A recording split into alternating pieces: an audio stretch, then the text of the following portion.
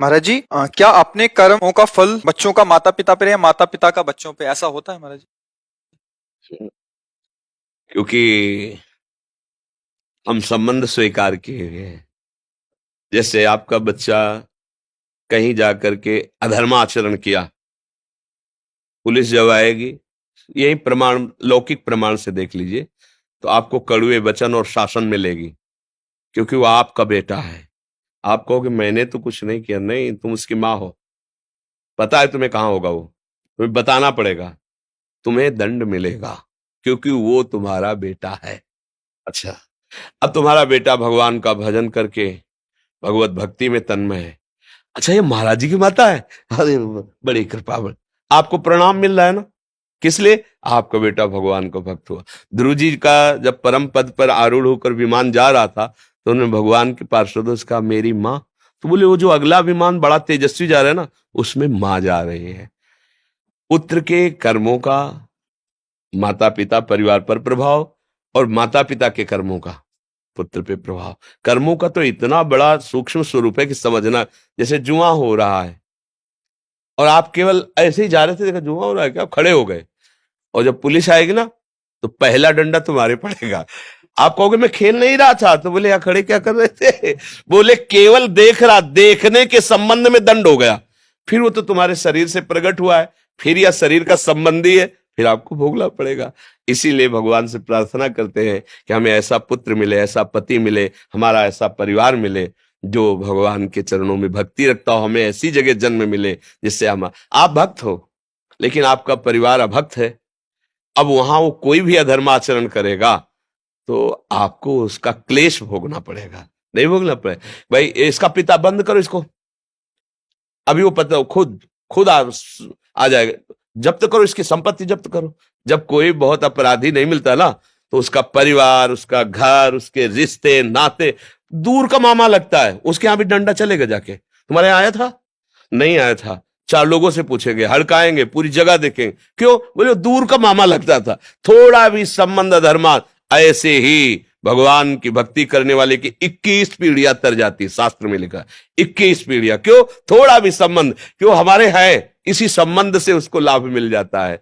तो ऐसा तो कर्म का सहयोग देखा गया, प्रगट में भी देखा गया है और बाहर भी देखा गया है। जैसे अग्नि की सामर्थ्य दाहिका शक्ति है, आप जान के छुओ, अनजान में छुओ, जबरदस्ती कोई छुआ दे या भूल से छू, सबका परिणाम एक ही होगा, वो जला देगी, उसमें दाहिका शक्ति है। ऐसे मन लगे तो राम कृष्ण हरि, मन न लगे तो राम कृष्ण हरि, फल बराबर मिलेगा।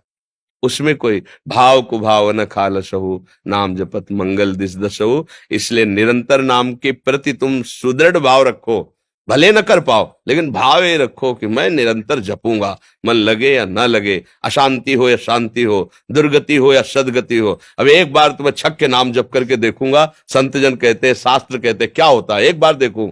न जाने कितने जीवन हमने विषय भोगों में दिए, अब एक जन्म में भगवान के नाम, अभी अभी तूफान मच जाएगा। पर हम लोगों का क्या है कि निश्चय बहुत फिसड्डी स्वभाव है। अभी कह रहे ब्रह्मचर्य से चलेंगे, अभी कह रहे संयम से चल रहे हैं, और जहां सामने भोग आए तो सब भूल जाते हैं, उन्हीं में फिसल जाते हैं, हाथ कुछ नहीं लग पाता। इसलिए दृढ़ बनो और दृढ़ता से भगवान का नाम जप करो। एक दिन ऐसा आएगा कि नाम छोड़ना चाहोगे तो भी नहीं छोड़ पाओगे। भगवान बहुत कृपालु है और उनसे ज्यादा कृपालु उनका नाम है।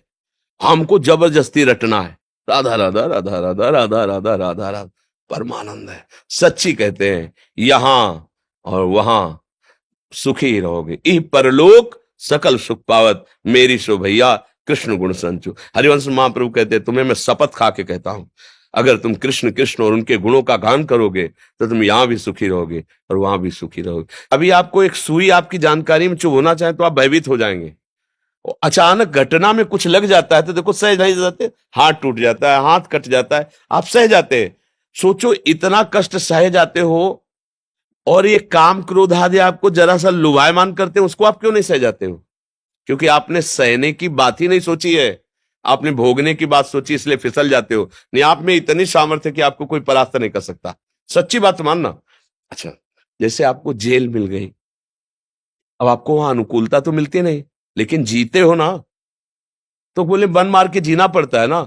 हाँ, ऐसे तुम यहां अगर मन मार के जीना सीख जाओ तो तुम महात्मा हो जाओगे, नहीं हो जाओगे?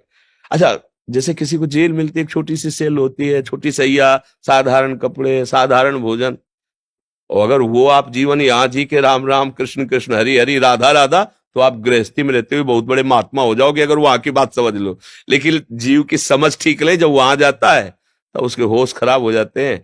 अब प्रभु से संबंध नहीं, विषयों से संबंध, विषय छिन गए, स्वतंत्रता छिन गई, अब यही जेल है। आप जीवन इधर भोगता, परिणाम में नरक फिर उधर भोगता है। इसलिए यहीं सुधर जाओ।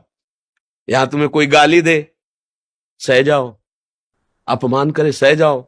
वहां वहां डंडा चलेगा तो भी कोई सहयोगी नहीं तुम्हारा।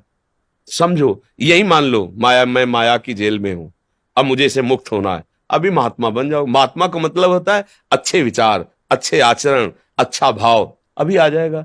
अब अपने लोग ये तो सोचते नहीं, हमें सुख भोगना चाहे दूसरे को काटना पड़े, बस यहीं से पापाचरण शुरू हो जाता है, यहीं से गंदी बात शुरू हो जाती है, यही दुर्गति का कारण हो जाता है।